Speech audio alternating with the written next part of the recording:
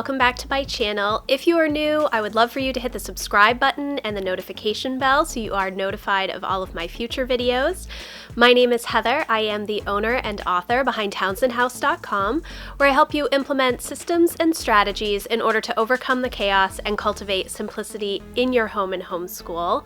Today, I am going to be sharing with you the new Erin Condren teacher lesson planner that I received, one of them. It is the Mid-Century Circle Classic Coiled Colorful Edition, and I am going to walk through that with you and share any of the updates and all of the different options that you have this year. I want to thank Tori and the team at Erin Condren for sending me this teacher lesson planner to share with you.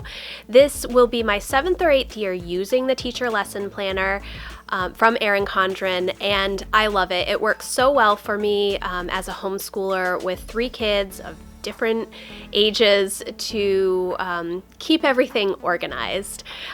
This is part 2 of a 3-part video series. I didn't want to do all of the videos as one long video because I tend to talk a lot and it would have been way too long. So I will leave a link for part 1, which is all of the accessories that are coming out and what I received in my box from Erin Condren. And then part 3 is going to be the other teacher lesson planner that I received, which is the Focus Softbound Planner. So if you are interested in seeing either of those videos, you can find them in the description box below. So let's get started. Okay guys, it is time to go through the new teacher lesson planner for the 2021-2022 homeschool year. This is crazy to me. I am a homeschooler, so this review will be through that filter of homeschooling. I will flip through it all, so if you are a teacher in the public school or private school setting, you will still see everything, but I will most likely be talking about it from a homeschool perspective. So the first thing is to recognize that this is the Mid-Century Circle pattern. They have brought it back. I'm so happy about that. But there are multiple design options this year for the coiled planner. You can get this Mid-Century Circle pattern, this colorful Mid-Century Circle pattern.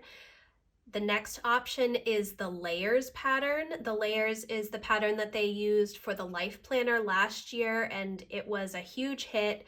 And I loved the layers pattern so much, it made me go back to a colorful life planner from a neutral planner.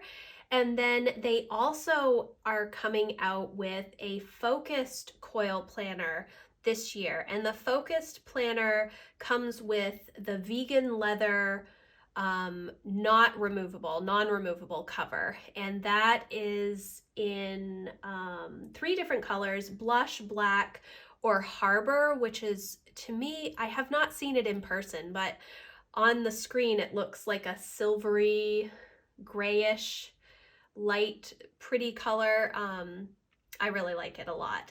So with all of the coiled planners, you get to choose your coil. I choose rose gold every year. Ever since they came out with a rose gold coil, that is what I've used. If you don't choose to change the color, it comes with a platinum coil. The other coil color options are gold and black. And it does have this removable ruler, which is great as a bookmark, or if you want a straight edge if you're drawing in your planner.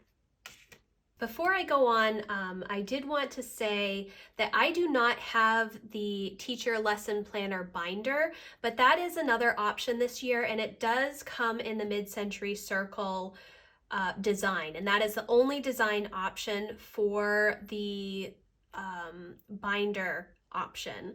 And it is a 3-ring binder so that you can use it with any 3-hole punch for adding and removing whatever you need for that binder.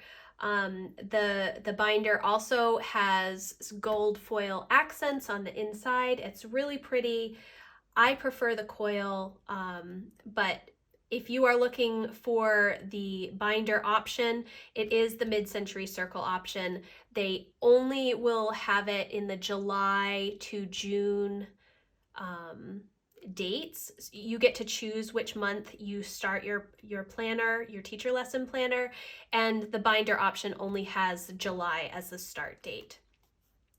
So let's open this up. So when you open it up, it has the beautiful mid-century circle around here and the dashboard, teacher lesson planner this book belongs to, and you are going to see these pops of color in the mid-century circle design throughout this planner. The next page is the All About Me and the Events and Volunteers page. Because I'm a homeschooler, I do not use these pages like they are laid out. However, last year I noticed that my kids had a lot more websites and passwords, and for some reason they kept losing them. Now, I don't tend to write down passwords in a book, but I feel like I'm going to this year because we did a lot of reset the password this year. So websites and passwords, I use all of the pages in the teacher lesson planner, but I will just rename them, relabel them, and use them for ideas of resources that I want to look into. Pretty much anything that I can jot in list form, I will use that for. So for example, these 3 boxes, I would use one for Lucy, one for Jack, and one for Emma for resources that I would like to look into as I'm planning my homeschool year. Now the next pages are this communication log, and if you watched my accessories video, there was a teacher record book that is a new accessory this year, and it also had communication log right in the front. And what I normally use this page for is one of my kids' reading lists. So Emma reads a lot. All of my kids read a lot because we mainly do a literature-based homeschool program. So what I use this for is I rename I relabel these, and I write Emma's book list or Emma's book log or whatever. And then I put the date that she finishes the book, the author's name, and then the title of the book. And this is how I keep track of their reading each year. I would love to do it digitally, but I am more likely to write it down than I am to put it in an app on the computer. So I use this communication log for Emma's books, and then I usually do Jack and Lucy's books on the graph pages. And then I do keep track of the books that I read to the kids on the notes pages for each month. Again, beautiful mid-century circle design up at the top. It just gives it a little pop of color. The next tab is going to be this yearly overview with all of the mini calendars. I will write down start days. I use the little, these little transparent dot stickers from the sticker book, and I will put days off, vacations, birthdays, any, first day of school, last day of school, when we have our conferences, because I do monthly conferences with the kids just to check in and see how everybody's doing. I also put my planning days on this calendar. I like to see everything, and everything is kind of color coded, which is nice because these are all different colors, so I can color code easily. The next page section, the next 2-page spread, is the year plan. And once again, the only complaint I ever have for this is that it does not start in July. I wish that it did because it's an academic year planner, but I understand why they just put it January through December. I tend to relabel these, so I will have July over here and then go through that way, just because it makes more sense for my brain rather than starting over here and then having to backtrack. The next section is the graph paper, and you have two 2-page spreads of graph paper. Again, I use this usually for book lists because I have 3 kids and we do so much reading. It's necessary for me to keep track of all of that. And then you move into 1 2-page spread of line paper, and then you're moving into the July monthly portion and weekly planning pages. Now, you do have 3 start dates with this planner this year. You can have a July start date, starting month rather, an August start month, or a September start month. Those are the 3 options that you have. And it starts out with this 1-line page, and then 2/3 of a line page, and then dates to remember in July. This is good if you have birthdays, doctor's appointments, holidays, days off, vacations, anything that may be going on. It's good to list here so that when you move into the monthly calendar, you can transfer these dates here, and it just helps with the planning process. Now, each month has its own color. July is this deep blue color, and it's just a little pop of color at the top. They've left it really pretty basic, which I appreciate. I love little pops of color. I don't want it shaded. There have been times when there has been shading in the sides, which I'm not a huge fan of. There are no holidays listed in the monthly section. However, they do give you stickers. Let me see if I can grab them.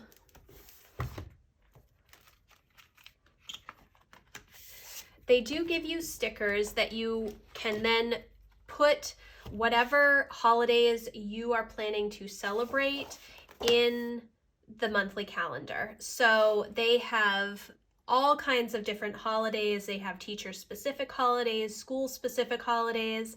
They have holidays that are, all kinds of different holidays. Any holiday that you could have in your calendar is a sticker.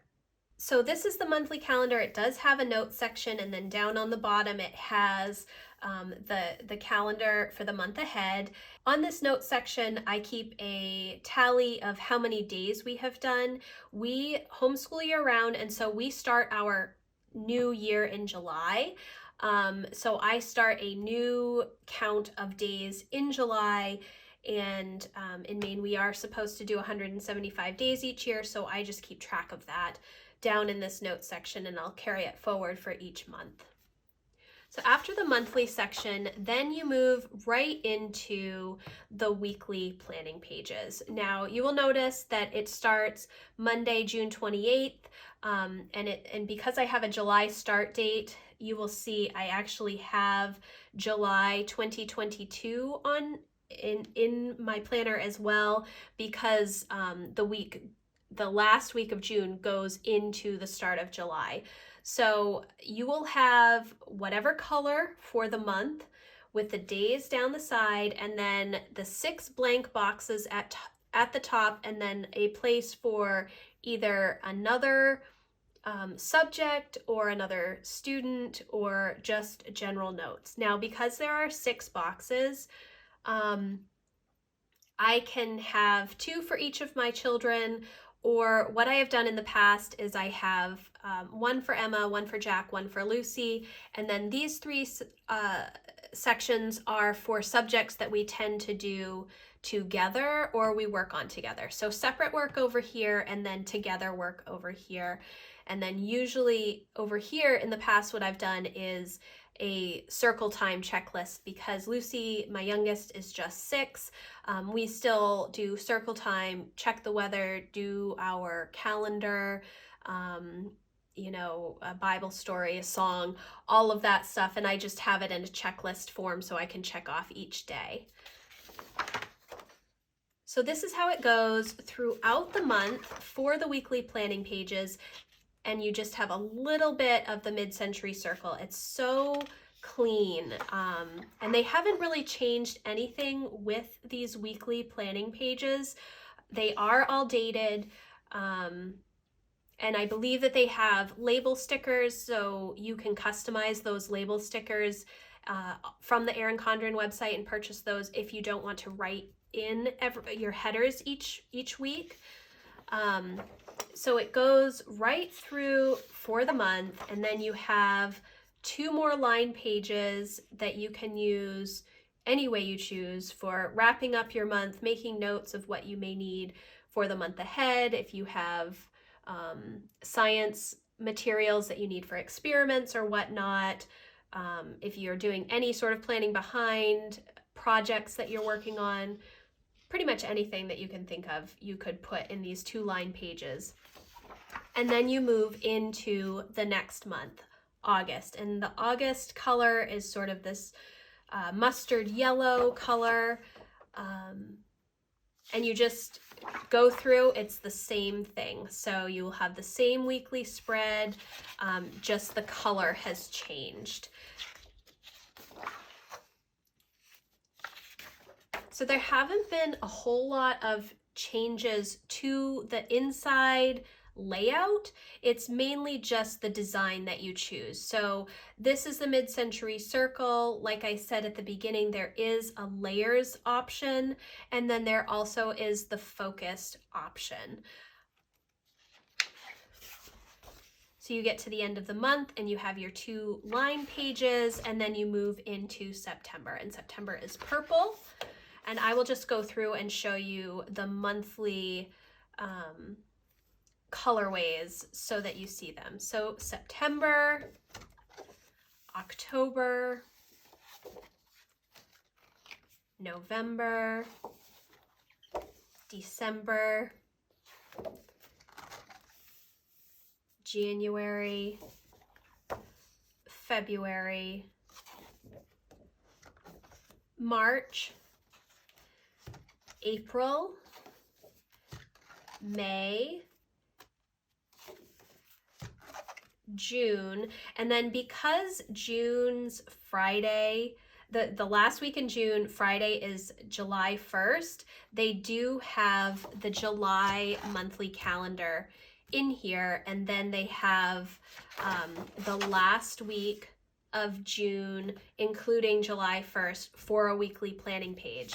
And then this is just, obviously, this is the start of the new week, but they don't give you the second half of the planning pages.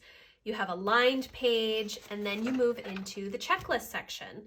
So the student checklist section is perfect if you are trying to track habits. There's enough space on the side to write every day of the month. And what I've used these for in the past is sort of a combination of planning from behind and habit tracking. So I will list every single subject that I could ever imagine covering, as well as chores and character focus and anything that I want my child to work on for the month. And then I'll have the days down the side, and then every day that we do something in that category, I will check it off. This works really well if you feel like you maybe are not doing enough of a certain subject.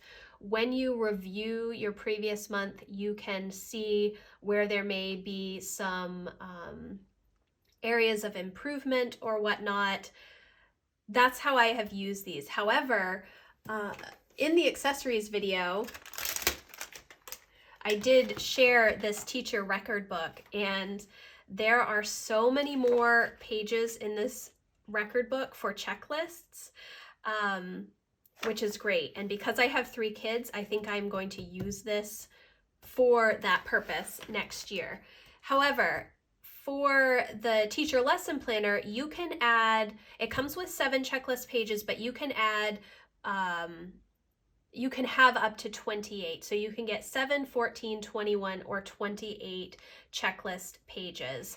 And they are really great to keep track of all of the things. I definitely recommend using them as a habit tracker. It has helped streamline my planning and to see where there are gaps so much.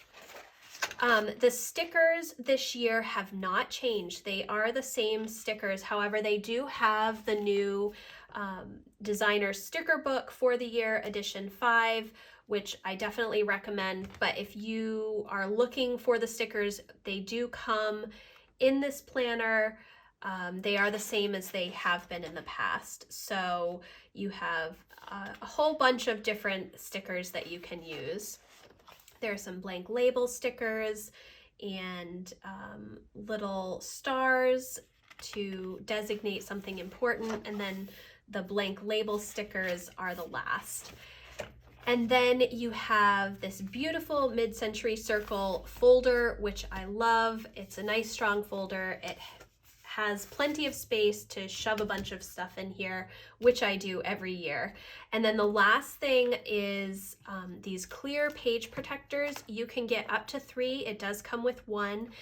I use these to keep our local school calendar because my oldest does participate in band with the public school, so I keep that in here. I also keep all of the paperwork, copies of the paperwork for our homeschool year. We're required to send in like a notice of intent each year, and we're also required to have an assessment at the end of the year. So I keep that information each year in this specific teacher lesson planner, just so that I have it on hand if I ever need it. My school district also will send out information, and I use that for this as well. That is the end of this teacher lesson planner, the mid-century circle lesson planner. Now there is the focused planner on the coil. This is the first year that they've had it. It is a little bit different. I don't have it in front of me. I'm hoping that I will have some pictures that I can insert into the video for you, but I do know that it comes with the vegan leather cover, and so it is not a removable cover, and it does not have stickers or the folder in the planner. Those are not included. They wanted just a very basic planner for people that just want very streamlined, clear, not a lot of color. It's mainly just a very simple design. The structure is the same, but there isn't going to be any color, and like I said, no stickers or folder. However, if you want to get the stickers, they usually do sell them separately, and you can also get the sticker book. So that is the new teacher lesson planner from Erin Condren for the 2021-2022 school year. I am so excited to start planning the new year. I have said in several of my videos recently that this whole past year has just been really strange. I know it's been very strange for everybody, but homeschoolers are also feeling it. So I'm ready to wrap up 2020-2021 and start planning for the new homeschool year. I want to thank you so much for watching. If you have questions about the coiled lesson planners, teacher lesson planners, please leave them in the comments and I will work to help you as much as I can. I will have an EC Insider link for you if you're not an EC Insider to sign up for that, and that will give you early access on April 8th, and then the planner launch day is April 9th. So that is the Mid-Century Circle Erin Condren Teacher Lesson Planner. Thank you so much for watching, guys. I'll see you in the next video. Bye.